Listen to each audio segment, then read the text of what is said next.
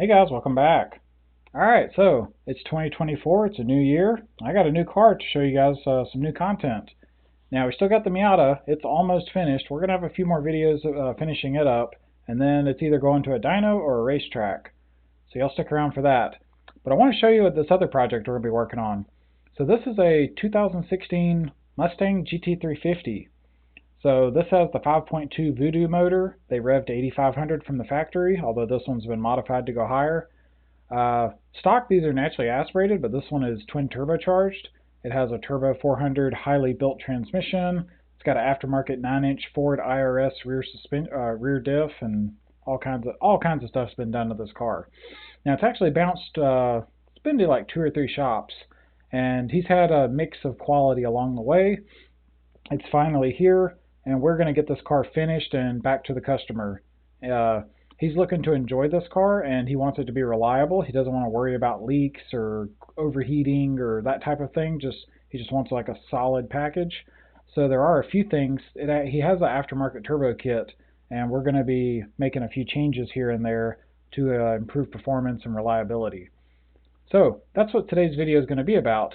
The section you see lit up in green here, from the factory, there's an engine oil cooler that goes here, and on the opposite side, there's a factory transmission cooler. So what we're doing is we're actually going to put intercoolers for the turbochargers in each one of these sections, and then as you can see in this green, we're going to be opening up this inlet. This customer is potentially going to run like no bumper or an aftermarket bumper, but I wanted to make sure these were compatible with a bumper in case he does want to run one, but they'll need more airflow. So the kit he purchased actually had a front mount intercooler that just went in the center of the vehicle, the way you traditionally, or the way you commonly see it in aftermarket setups. The side mount ones are more common in like high performance OEM applications than they are in standard OEMs or aftermarket. So anyway, the one that came with the kit actually had a 6-inch thick core that went right in the front, and it went in front of his AC condenser and his radiator. And one common issue with very high-powered cars like this is if you run them hard, it'll actually overheat. The intercooler is pretty effective because it's so big, but it kind of acts more like a heat sink than an intercooler. And then you block a lot of airflow to your radiator and your AC condenser. Now these cars don't really have the best AC systems. It's kind of a known weak link in these cars. So blocking all that airflow to the AC condenser is only hurting that further. So we had to come up with a better solution. So let me show you what we're working on. So here's a model. This is a 3D model in Autodesk Fusion 360. So we've got one side done, the other side is just a mirror image, so I don't have it in the model right now. So these sections here, these are your frames. These are actually on the car. I modeled these, so the accuracy of these is probably within 1/8 of an inch. Pretty accurate. If we zoom in, you can see it's like a folded sheet metal assembly. There's a few other features you'll note. This is the sheet metal that goes around the fender, like the wheel well. So I got that in there. That's pretty accurate. This is the floor of that metal. There's a headlight that goes right above this. So this is a do not penetrate surface because you'll hit a headlight if you do. We've got the wheels and tires, so we measured all of that, and we've got a representation of that. And one thing you'll note, if we look at it right on, you'll note that this wheel and tire can rotate as you turn the wheels left and right, and it won't hit anything. It's actually got plenty of room to the intercooler or the ducting or any of that. Very important, because some of this stuff moves. It's not all static. You know, wheels move up and down as well. So if you look at it from side view, when you hit bumps, this can move up and down. So again, it's all good, but stuff you have to check. This is ground level, and the height of everything is accurate. So you'll see some blocks here. So these blocks represent the steering column and the oil pan. Because this car has been turbocharged, their turbos are actually back here.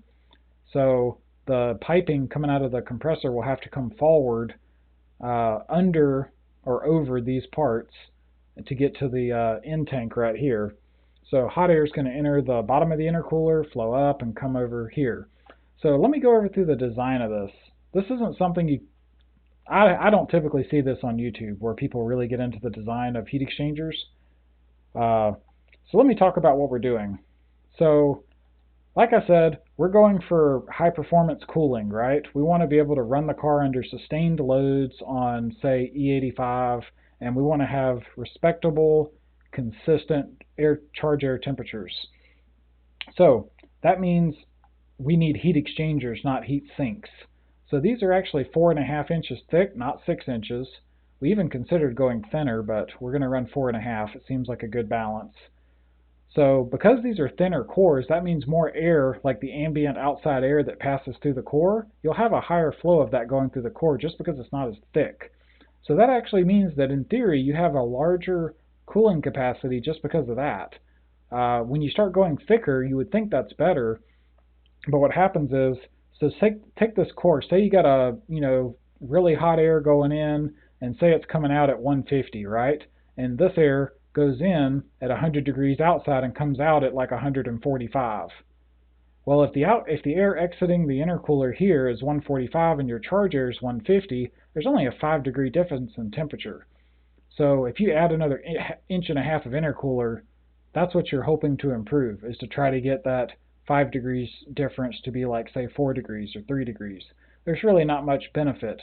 But when you make it thicker, less air is actually going to flow because you're adding restriction.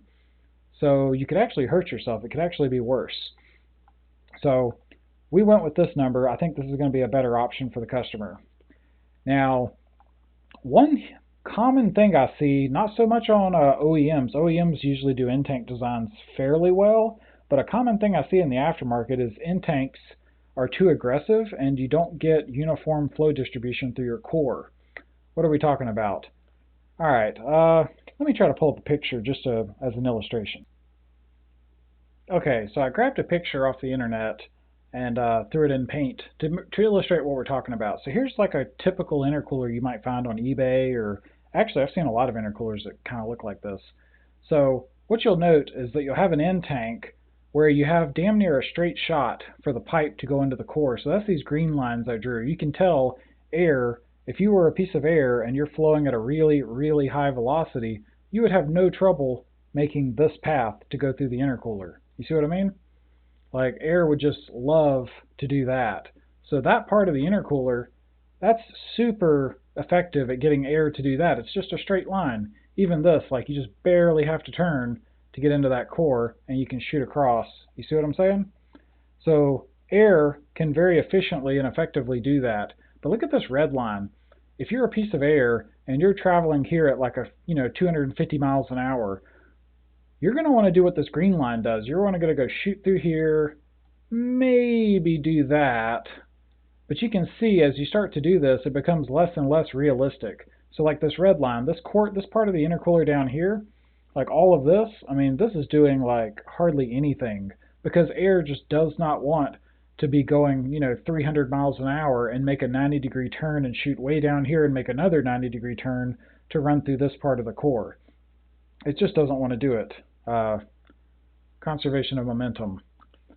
So what happens is your effective core, you're not really getting everything out of your intercooler. Like really, this is your intercooler. Maybe this.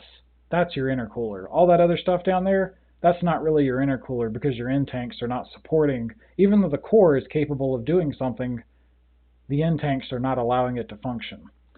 So with that in mind, let's look at the end tanks on this one. Actually, I tell you what, let's jump right back to that last little piece. So one thing that's a little different is on the exit. Once the air, like imagine this right-hand side had the perfect intercooler. Well, once the air is coming out over here, it's not as sensitive to the tank on the exit as it is on the inlet. So keep that in mind. Now let's look at the end tank we're working on. So we've got a 2.5-inch pipe, which, by the way, the entry area is approximately 4.5 square inches. So roughly 4.5 square inches right there. Air comes in, and let's pull this into the intercooler by itself. And let's look at this like a bottom view of this, like that. So what you're going to notice, air comes in and it starts to expand. When the area gets bigger, this allows the air to slow down. So this air expands across to this dimension. This dimension is roughly 16 inches by 2 inches. So 16 times 2 is 32 square inches. And I already did the math. Previously that inlet pipe is only 4.5 square inches. So that's a 7 times expansion. So if the air here is going, say, 250 miles an hour, just as an example, if I divide that by 7, I slow it down to 35 miles an hour. That's the difference we're talking. Huge, huge, huge difference. So because I've slowed that air down, this slower moving air has a way better chance of turning and flowing through the core. Whether it's flowing in the front, in the middle, in the back, if we're talking about distribution left to right, it's just like you can see this curve here. So the radius on this radius is 4.38, roughly 4.4 inch radius. So that's pretty good. If we go back to this, what's the radius right there? I mean, that radius is like, it's a corner. I mean, there's no radius, you know? That's insane. So air is no way in hell air wants to turn. Even if you look at this radius, like trying to turn, but that doesn't really work either because air can't flow here. It would try to go into these rows. So by having a really large radius, by having this slowly expand, not rapidly expand, slowly expand, this keeps the air more laminar, which is really what you want. And so this gives this, you know, it's actually got, this is 16 inches across. So if we take like this point and say this point over here, that's 18 inches. That's 1.5 feet. So by the time the air gets over here, you know, like this corner here, for example, from here to here, yeah, that's 19, it's almost 20 inches. So we've got a lot of distance for that air to slow down and spread out with favorable angles. Once we get into our inlet, let me hide some of these real quick so we can take a better look at that. Yeah, here's our inlet. Get that piece hidden as well. Here's what it looks like. You can actually see the flow paths inside the intercooler that are all open. So we've got slow moving air. So the air actually, because it's going so much slower, it's much, much easier to make a turn. Think about like driving a car. If you were to try to make a turn going 35 miles an hour versus going 250 miles an hour. That's what we're talking about. When you slow things down, it's way, way easier to turn. And that's what these end tanks, specifically this one, is all about, is getting that air slowed down and gradually turned so that when it gets into this section, it can make the turn and flow through all of these cores, not some of them, but all of them, with an equal, uniform distribution. You can see this front edge even rolls up to help direct the air towards the front as well. Also, from the frontal view, I think it's going to look good like that. So anyway, that's our end tank on the bottom. So this is the hot air going in. Now, when you're on a road, so this is vertical, right? Here's the top of the intercooler. On a road, if you were to put temperature sensors, the air coming right off the ground is usually the hottest because the sun's been shining on it. So air that's like right off the ground is really hot, and as you get higher and higher, it cools off some. So by having the air enter at the bottom really hot, it's actually slightly more favorable than having the hot air come in up here. It also packages better, so that's probably half the reason we did it. But you do get a slight benefit there. Don't worry about that too much though. Now on our top tank, if we go back to the original model, we'll remember we had some constraints to deal with. So you can see we've got this sheet metal here. This is where our headlight goes. If I was to go back to that picture, maybe I don't have it open anymore.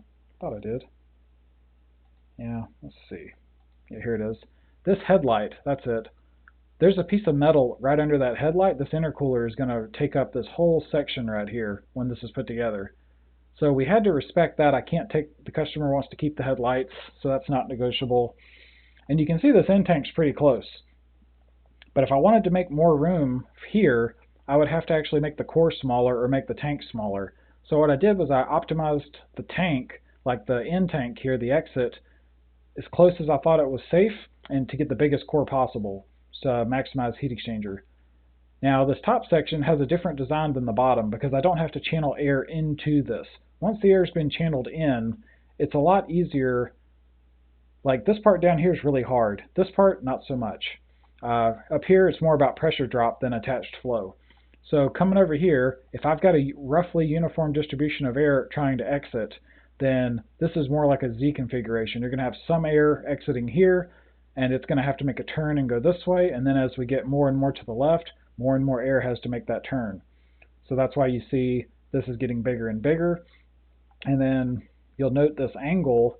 If we zoom in here, this is only an 1/8 inch thick on the actual real parts. I don't have it modeled yet. This is going to be a thicker part, and I'm going to machine this and put like a bell mouth in it to direct the air a little bit smoother. I just don't have that modeled yet because we're still in process. But some thought has went into that as well about trying to get the air out of the tanks. But like I said, this inlet side over here is a lot more important than the exit. Because no matter how good the exit is, if you have like a bad tank design, like that picture we looked at earlier, where you got air that's just coming in at 250 miles an hour and it can't make the turn, it's like you have a smaller intercooler. So this is really important. Anyway, let's see. I guess I'll try to wrap this up real quick. Last thing I'm going to go over is the materials. So we're going to be building all this out of 1/8 inch thick aluminum. It's all going to be welded, either MIG or TIG, probably TIG. And we're going to do some bracing as well. So these actually see both pressure loads and fatigue loads. So obviously every time it goes under pressure, this side's acting like a pressure chamber, and everything's going to bend and flex a little bit. So we're actually going to drill some holes in here and get some flat aluminum and build like a little duct that'll both support the top and the bottom so that they don't flex as much, and it'll also help direct air a little bit more equally as well. So it'll kind of be like a dual purpose part we're talking about. Other than that, just TIG welded construction, normal stuff. Anyway, guess that's going to wrap this one up. Hope you guys enjoyed this. I know I've watched a lot of YouTube videos, and I really don't see people get into the engineering of heat exchangers very often. So I thought you guys might enjoy that. If you did, let me know in the comments, or if you got any other questions about intercoolers, pressure drops, heat exchangers, you know, that kind of stuff, just let me know. If enough people are interested, we'll do a video on it. Anyway, hope you guys have enjoyed this, and until next time, y'all take it easy.